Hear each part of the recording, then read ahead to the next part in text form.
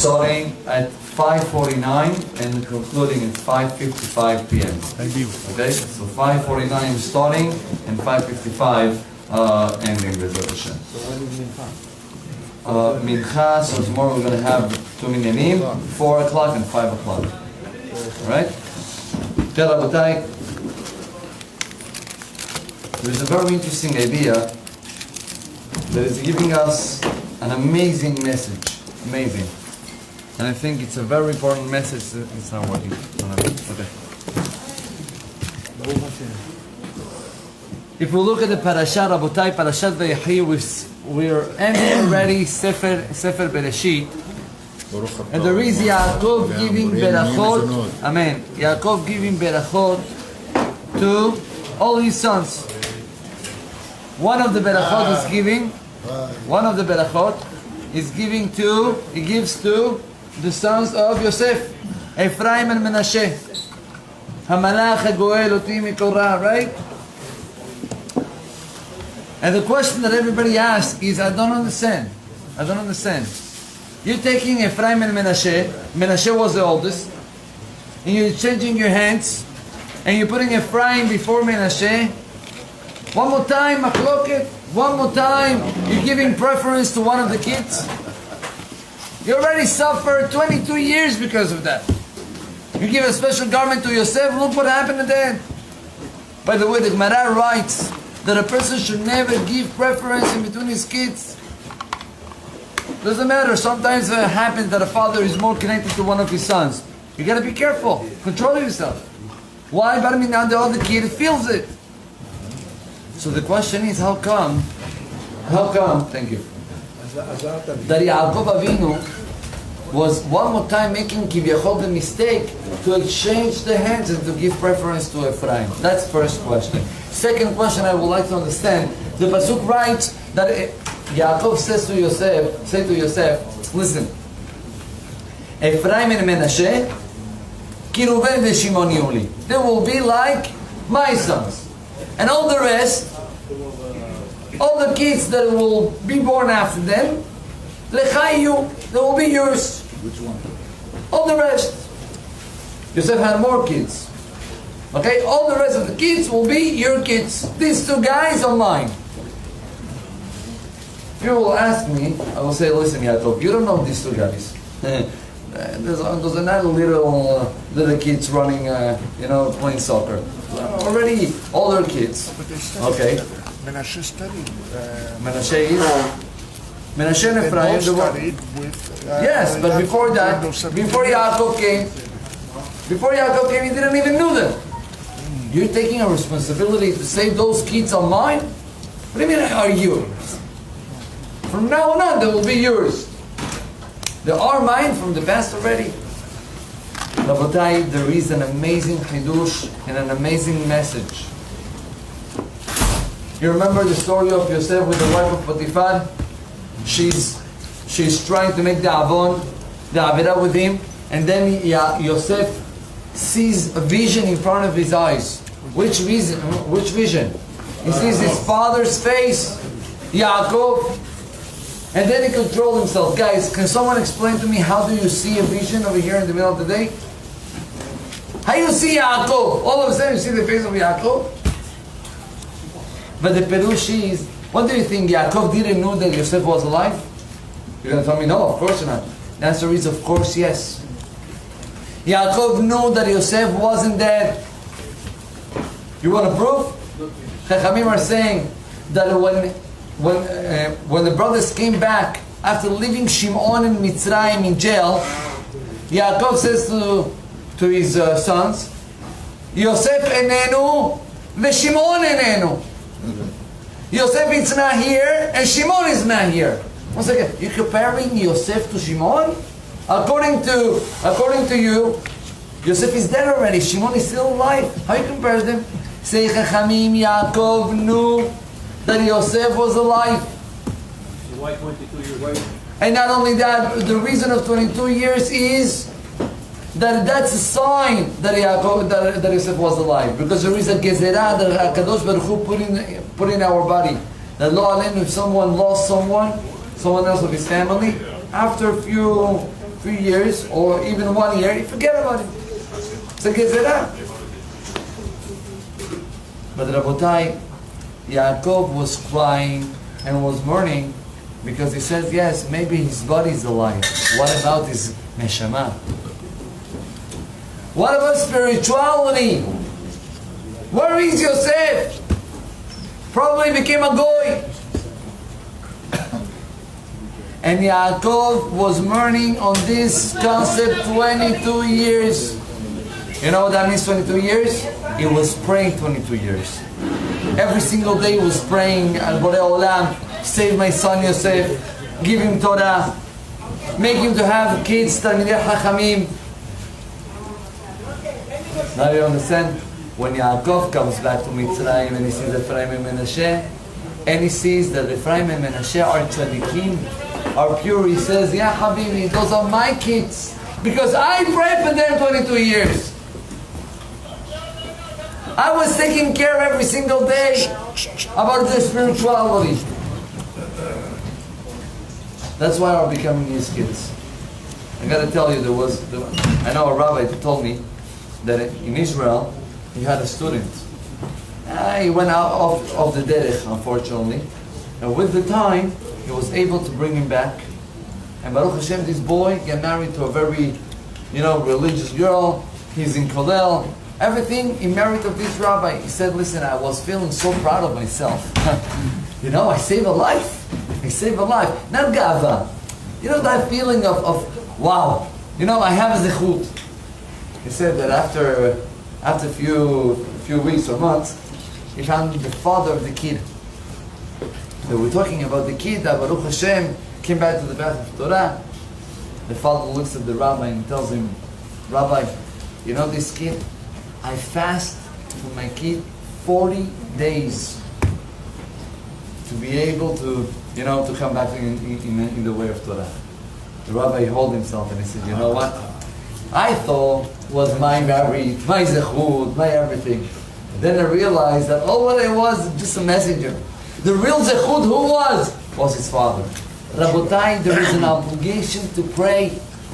Obligation to pray about our kids or about our grandkids. Doesn't matter. Because only prayers can make a change.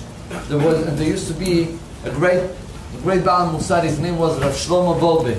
I don't know if you heard about him. Rav Shlomo Volbe was a great Talmid Chacham. And he said once, he says that in the past, education had two paths. One path was ishtadlut, effort, sending me to a good school, teaching correctly everything. And the second path was prayers. Right? In our generation, it's only prayers. Why? You can send your kid to the best school and to teach him the best behaviors and everything. And lo aleinu velo alechem, the kid can go, one friend, and he can go up.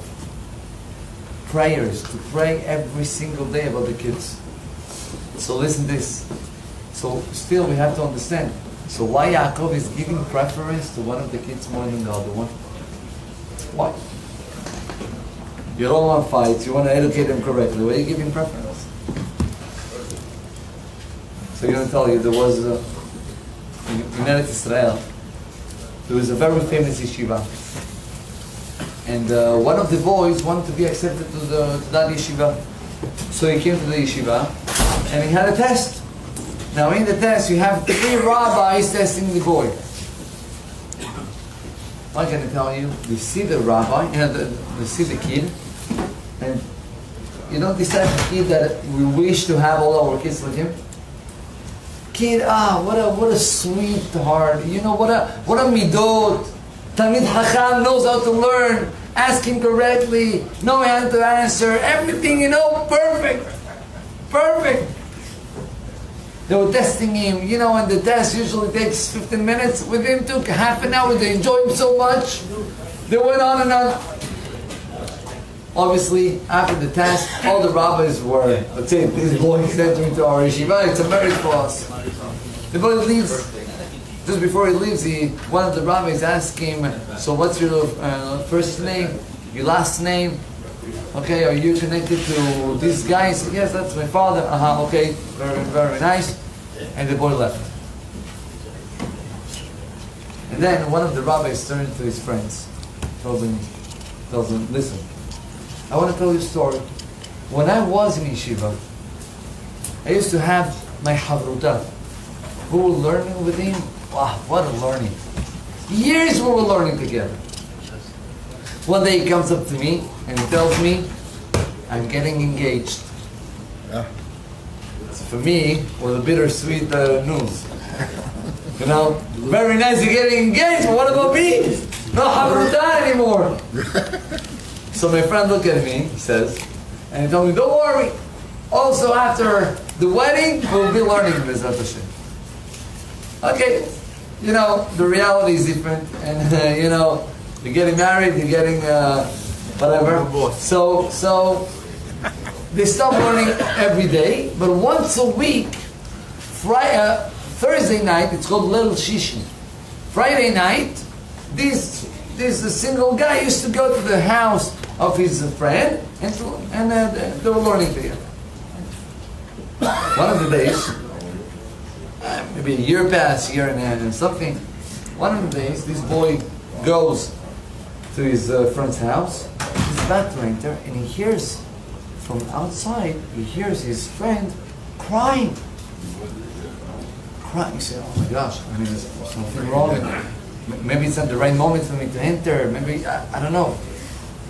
He says, "You know what? Maybe he needs me. And not only to learn, I have to support him." He decided to knock at the door. He knocked at the door. The friend opened, and he sees the friend, you know, with the tears a little bit in his eyes, holding a book of Tehillim. He says, "Everything okay? I mean, what happened?" He said, "No. Baruch Hashem, my wife just got birth." "What? Give birth? What? Mazal tov, beautiful, this." "But why are you crying? I mean, she's okay, the baby is okay, everything Baruch Hashem is amazing." So what happened?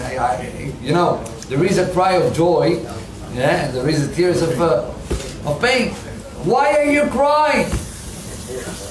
He says, "Because once I got the news that it's a baby boy, I started to pray to HaKadosh Baruch Hu, Borei Olam, please make this boy to be Talmid Chacham, Ba'al Midot Tovot. Just like his Please, father. HaKadosh Baruch Hu." And the guy was crying and crying.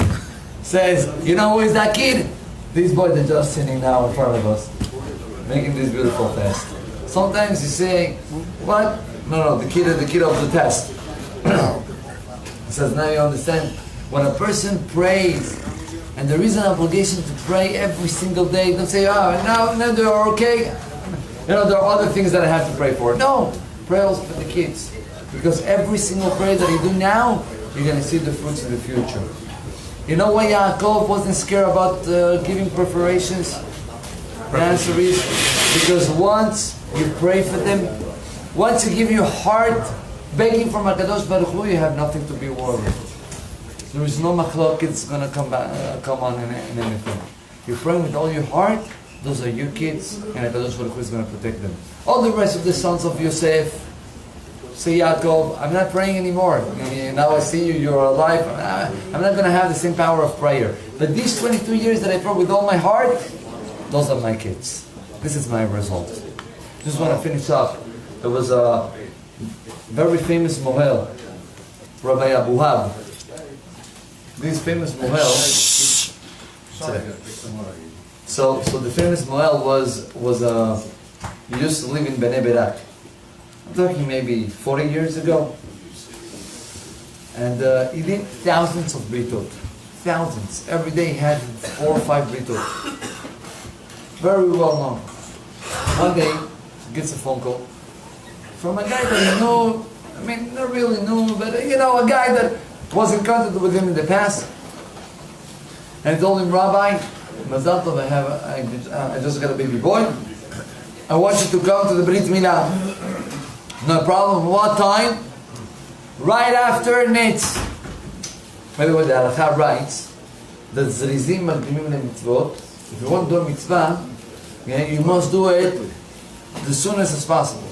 So there are many people that try to do the Brit Milah right at the morning of the 8th, like Abraham, he woke up early, same thing, fine. So the Moel said, oh, those guys became, strong. So you know what? I'm going to go, Netz Minyan, and then I'm going to take the taxi to the address.